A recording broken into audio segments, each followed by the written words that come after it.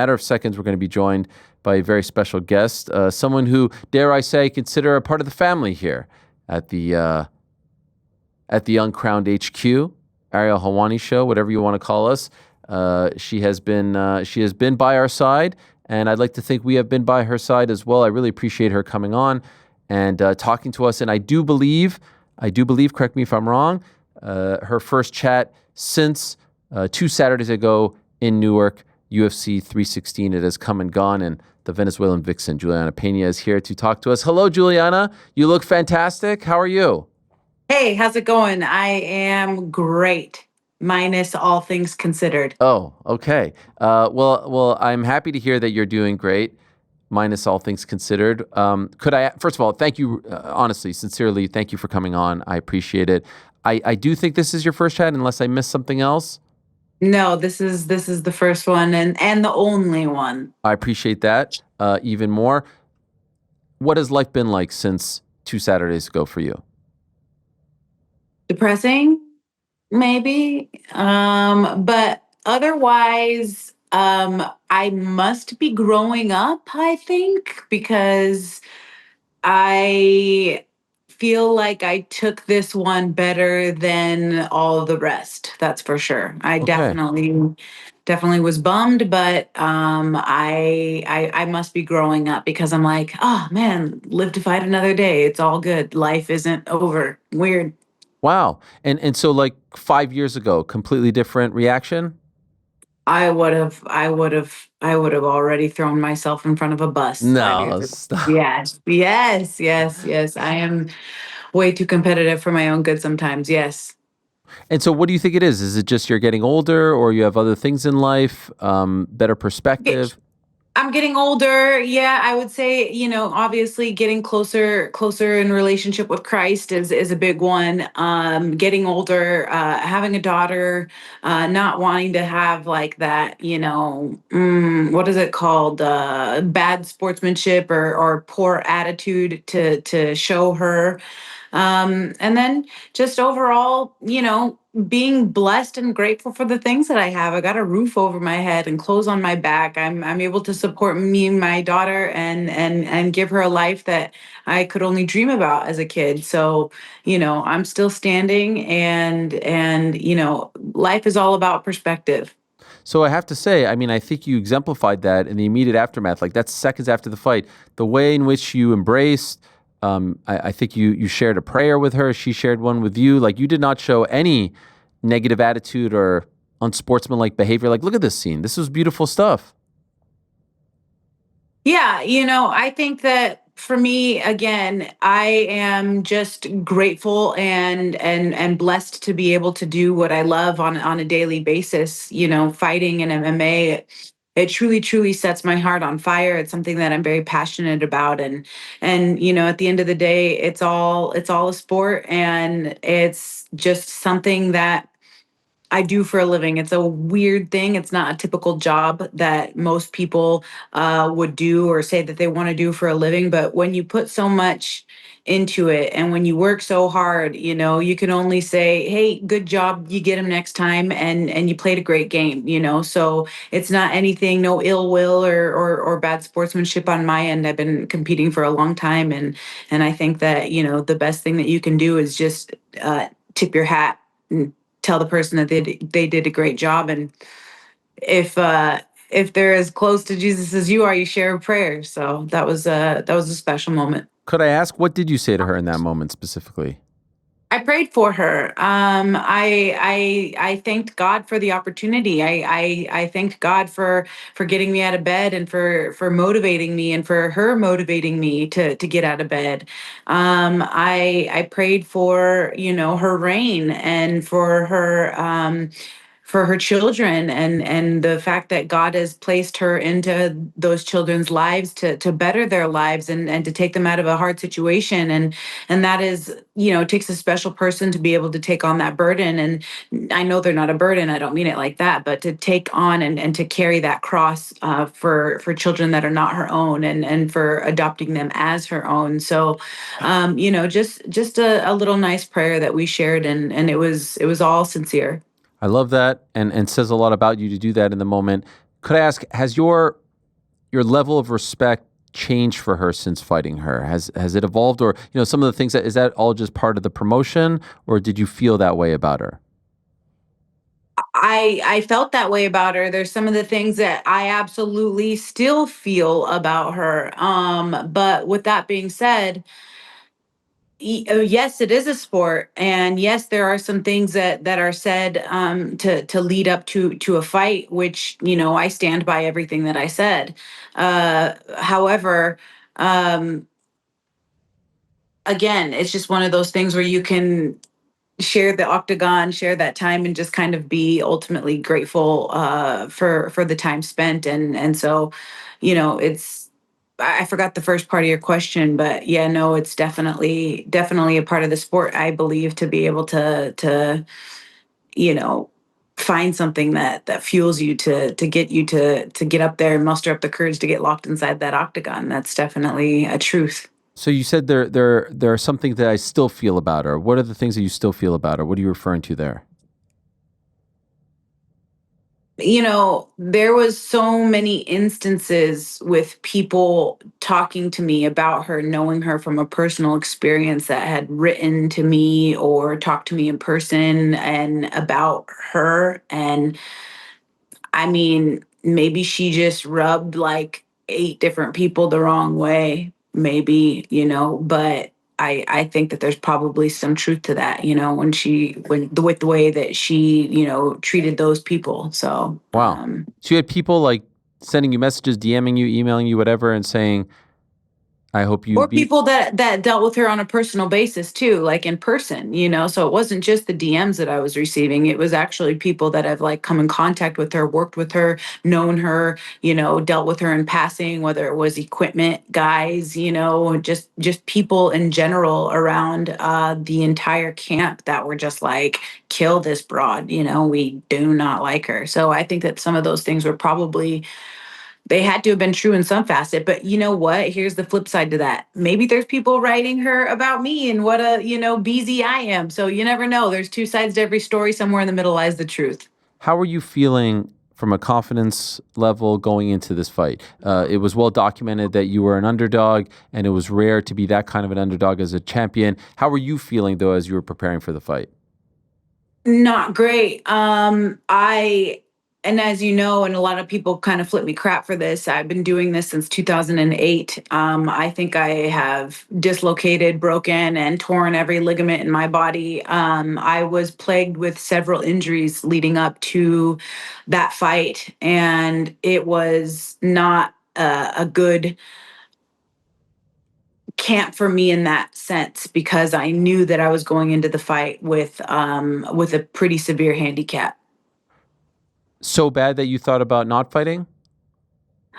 It crossed my mind, but it was not bad enough to the point where I would have to not fight, because I knew I was going to be able to push through. But I think it's a funny thing that my coaches probably didn't explain the severity of the situation to me, because otherwise I probably would have thought more heavily on not competing. Do you regret competing?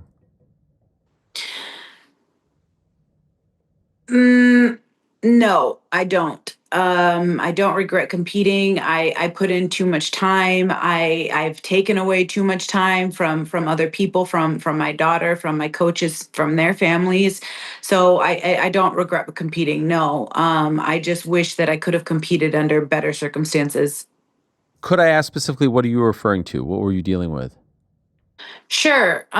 So in about the second week of May, I want to say I like broke my thumb on my training partner, and it was swollen. It looked like somebody had hit me in the hand with a hammer. And it was really difficult to grip. It still is right now, very difficult to grip, and to have grip strength. So that was a big one. But then about a week and a half after that, I took a really bad, no, not a week and a half after that, the 29th of May, I took a really bad fall in the octagon, and I tore my elbow and broke off like a ton of bone chips, so that I wasn't able to like straighten my arm or bend my arm fully. And so I worked on that for a few days before I left to fight week. But every day it was just worse and worse and worse. And it looked like somebody like whacked me in the back of the elbow with a baseball bat. It was just so swollen. And the MRI, the X-rays showed a tear, and it showed a lot of bone chips in the back of that. So I got, going into a fight 10 days out after having a tear like that, and all those bone chips, and, just having the wear and tear from the golfer's elbow and the cauliflower elbow on both sides. It's just excruciating. And it's very painful. It's hard to throw a punch. It's hard to extend. It's hard to grip. It's hard to bend.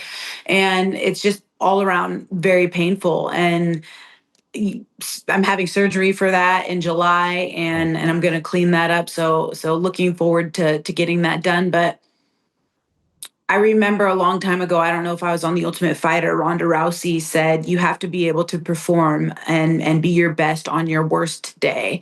And that just kept, carrying me through fight week, where I was just thinking, I still have to be able to perform. I still have to be able to perform. No matter what. And so it doesn't matter, because you're going to get locked inside that octagon anyways. And so I think, knowing that I was going into the fight with that big of a handicap definitely sucked. But then lo and behold, that's actually the same arm that she isolated and was able to Kimura. So I had no strength to be able to fight that. And then God, hot dog it with 5 seconds left in the round. It's humiliating, it's embarrassing, and it sucks. But like I said, oh well, live to fight another day. It's interesting that you use the word humiliating and embarrassing. You are fighting at the absolute highest level of the sport. Like, Right. like the Indiana Pacers losing to the Thunder last night is not humiliating. They just lost to another team at their level. You lost to a two-time Olympic gold medalist. I know none of this means anything to you. That's not embarrassing. That's not humiliating. That's sports. That's athletic. Why do you put it in that bucket? Well, because I was trying to do this move, this jujitsu sweep that I thought was going to work, and it ended up getting me in deeper in the hole, and it just made my arm even easier to isolate. And I think that by me trying to do that move, it cost me everything. And if I could have just held on for 5 more seconds, that would have been great. But then we would have been having me in a discussion about a whole different type of a surgery. But with that being said, 5 seconds left on the bell, and the fight, and my perception going the way that I thought that it was going to go, going the way that I had trained for. I think in this fight camp, it was like tap into her gas tank, tap into her gas tank, tap into her gas tank. And so for fight camp, I'm getting taken down round one, I'm getting taken down round two, no problem. In round three, everybody's gassed, everybody can't keep the pace, everybody's getting choked, everybody's being submitted. So going into that fight and being round two with minimal damage, I was like, this is going exactly the way that I thought it was going to. This is perfect. Everything is going exactly how I thought. And so I was relatively happy with the way that things were going. So for it to just go completely off the rails with 5 seconds left to go, I mean, it's just absolutely humiliating. It sucks. It really, really, really sucks. Were you aware, like, did you hear the clapper? Were you aware that you were approaching the end of the round? I think I might have been, but still, it wouldn't have mattered. Yeah. Kimura is a power move, and she's so strong physically, and it was already, too late. There was nothing I could have done. Like I said, I screwed up going for that move, and when they say, and if anybody's listening, that this is a game of inches, it couldn't be more true. This game is a game of inches, and 1 inch will cost you everything. I was going to ask about that because even as you guys like moved closer to each other in the middle of the cage at the beginning of the fight, you could tell there's a size difference there. You could tell that she is bigger than you. Could you feel that as well? Did you feel like you were fighting someone who was a weight class above you? Honestly, no. I felt her strength, and it wasn't some like, oh my gosh, like Amanda 2, Amanda 1, not strong, okay? Strong, but not the strongest that I felt. Amanda 2 was like another level of strength, and she did not feel stronger than that. So it was just her technique with her takedowns are just, so much better than a lot of the women that I have faced. And so I think that her technique is what made her so strong, and it just proved that it's hard to get a big girl like that off of you. But I felt like I could have done it if I would have just not gone for that move. It's just everything is by a hair. So to answer your question, no, it didn't feel like that in the clinch, that she was just, some Hercules that I've never felt before. Okay. This was your second title reign, so you've done more than most people could ever dream of. Does it make it a little less? If you would have made it all the way to the belt and not won the belt, not gotten over the hump, that would be devastating. Because you've already tasted, I'm sure you wanted to win. I know you wanted to win, but because you've accomplished ultimately the goal twice of every MMA fighter, every combat sports athlete, does it make it easier to deal with moments like this in your life? Yes, but it's not satisfying in any way because I goofed again for the second time, and I wasn't able to hold on to the belt for the second time. So if anything, it's just a big chip in my mental state, I guess, for not being able to defend again. But who knows? Pena 3 times sounds good too. Maybe I'll, get the belt again. That would be the best case scenario, and then I'll go defend it again. And what if I just mess it up the third time? I don't know. Third time's a charm. We'll see. You did post afterwards that you were calling dibs on the winner of her versus Amanda Nunes. Do you feel like that's going to play out in your favor? Do you feel like you will get the winner of that fight?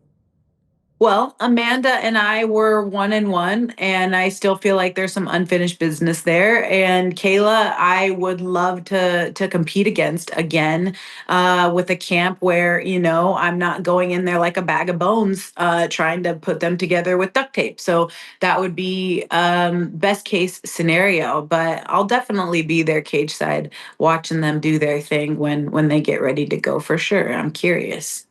I couldn't help but notice in that moment how you were feeling because you were the first one, you were the only one at the beginning saying like she's not really retiring, she's going to come back, all this stuff and more. You said it from the moment she did retire, and so there she is in the cage, just as you fight and facing off against someone else.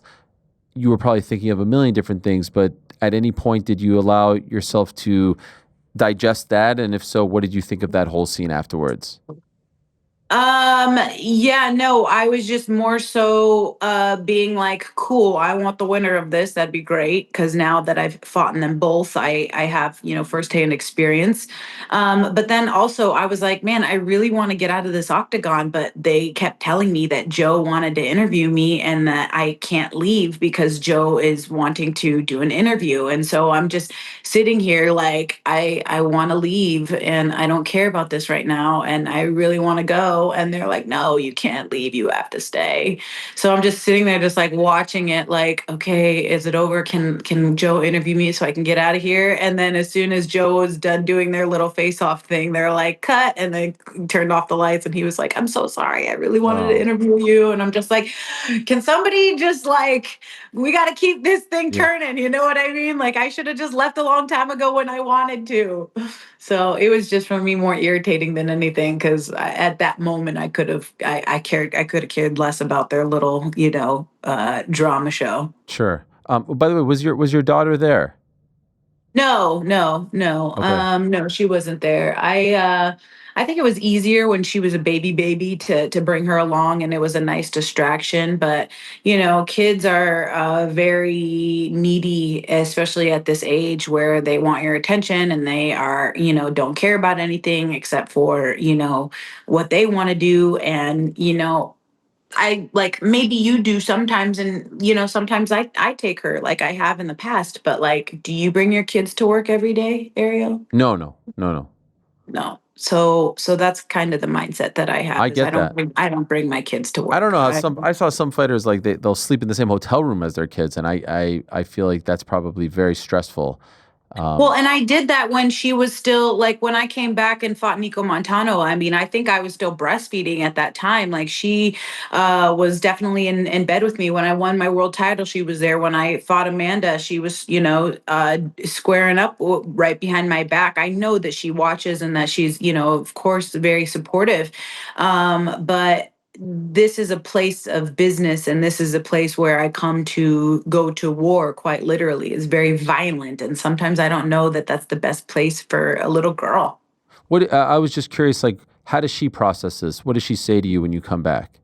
She was so sweet. She just kept telling me how proud of me she was, and that I did great, and I just am so hard to be like, oh, thanks, I appreciate it when you don't feel that good about yourself. So it sucked, but she was just like, I have the world's best mommy, and I'm so proud of you, and you did great, and so I think for her, by maybe me being and doing great, she means like, you don't have a cut on your forehead Yeah. and you don't have a black eye. Like you did amazing, because she doesn't want to see me like that. And she has expressed to me many times, unfortunately, that she wants me to find a different job and to do something else, So she just doesn't want me to get hurt, and I recognize that that's the place that it's coming from, is she's just very cautious of me, and not wanting to see me banged up. And so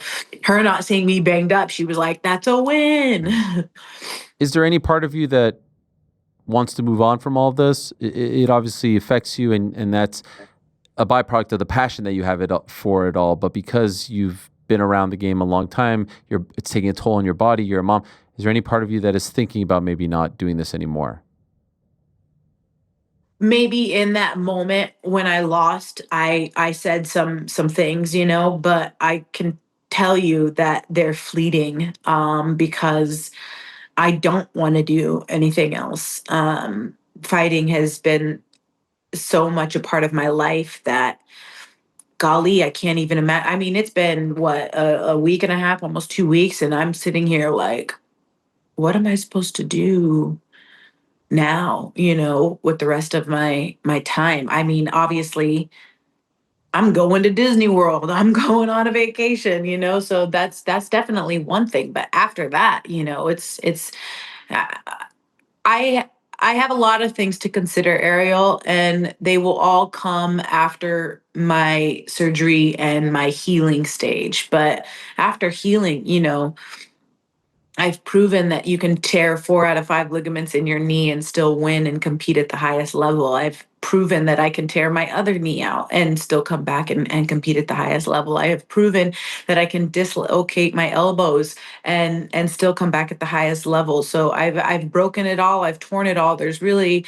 not anything that I don't think that I couldn't come back from. And so this is just a part of the game. This is from years of wear and tear on my body, and I'll be able to come back and feel better, which is an exciting thing, because if I'm fighting with 2 arms, Yeah. you girls better watch out. What kind of timetable are you looking at here? You said surgery in July, and is that on the elbow or the shoulder? That's the elbow. And then there's some other surgeries, another surgery that I'm going to have to get that I don't really feel like disclosing at this time, but Okay. that one is also directly after. So I have 2 surgeries that I need to take care of, and then after that, I'll be in good shape. If they approve me for the second surgery, supposedly it's only a 6-week recovery time, and obviously I would be very much easing into that. So 6 weeks recovery for both surgeries, and then I'll be able to get back into training and live to fight another day. I was wondering before we found out about all this. I was wondering if you'd say like, "Oh, I want to fight on that Chicago card," because I know that's one that's been top of mind. But that's not going to happen, right? No, unfortunately, I am just going to be a spectator. Okay. And as far as, can I just ask, just because you know that Amanda and Kayla, who do you think wins? I don't care. I don't know. Who do you I want don't to win? care. Like, so it works out for you. Amanda, obviously, Amanda, and I think that she probably more than likely will. But I think she more than likely will. But I really don't care. I'm just there to eat my popcorn and watch the show. Can I ask you a question that I think, and I'll let you go in a moment, I promise, and thank you for doing this. And I have to say, it's hard to see you, it's hard to see you so upset. No one likes to see that because you guys give it your all. I think you're an incredibly entertaining fighter. I think you get it. You sell fights, you cut promos. Like, I don't understand the heat that you get. And I know that sometimes you lean into it, and that's what makes you smart. But does it ever annoy you? Does it ever bother you? Do you wish that you could be like, oh, I want everyone to love me, or are you okay with the relationship that you have with the fan base? I tried that. I tried the America's Sweetheart Girl Next Door, and it wasn't working for me. So I think that when you just realize, and Cat Williams plays into my head a lot on this because he's like, if you got 10 haters by the summertime, you need to figure out how to get to 20 haters by the end of summer. It doesn't bother me. These people are, you know, doing, I don't want to say they're not doing anything with their lives, but for me, whether you love me or hate me, as long as you're invested in my failures or my successes, I think that that's the only thing that really matters. And so my message to those people are, I'm sorry. I hope to do better next time. I truly give it everything that I have. And if there is a way that I can make it up to you, I think I know what that way is, and it's by winning. And when I win, and maybe they will, have a softer heart for me, and maybe they'll still hate me. That's okay.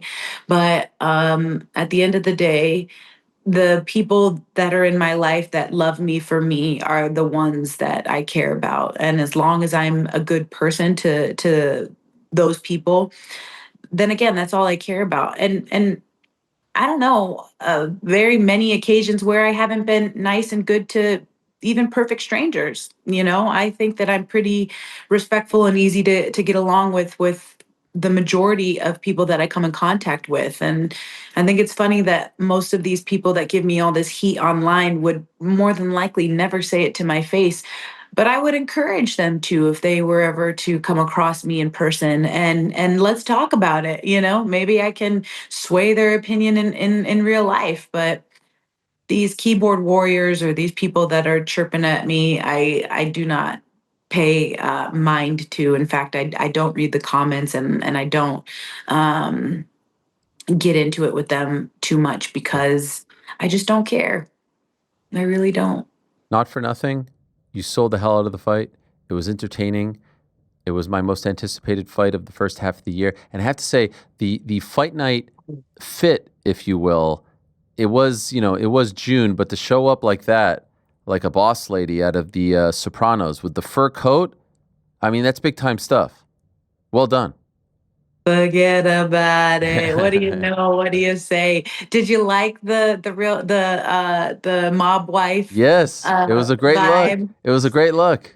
The Pena Power is a whole vibe. I'm a vibe, and that was so fitting for me because I know that the show was filmed in Yep. Newark, and I was a first time fan. I never saw The Sopranos before, so after watching it, I was like, I have to do this.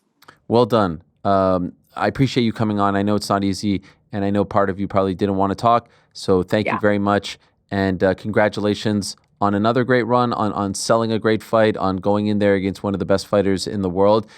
We look forward to the comeback, which will be greater than the setback, as they say. Good luck with the surgeries. Enjoy your vacation, Juliana. And if nothing else, let it be known that we love you here on the program, and you'll always have a home here. So forget everyone else. This is all that matters. This right here. Thank you. Thank you. I appreciate it. Tell the boys I said hi, and I appreciate the time, Ariel, as always. Thank you, Julianna. All the best. There she is, the Venezuelan vixen, Julianna Peña, kind enough to join us.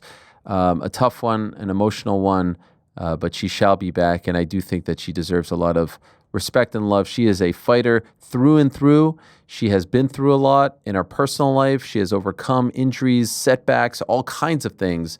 And so, this is, to me, a Hall of Famer. Two-time champion. That is Hall of Fame worthy stuff.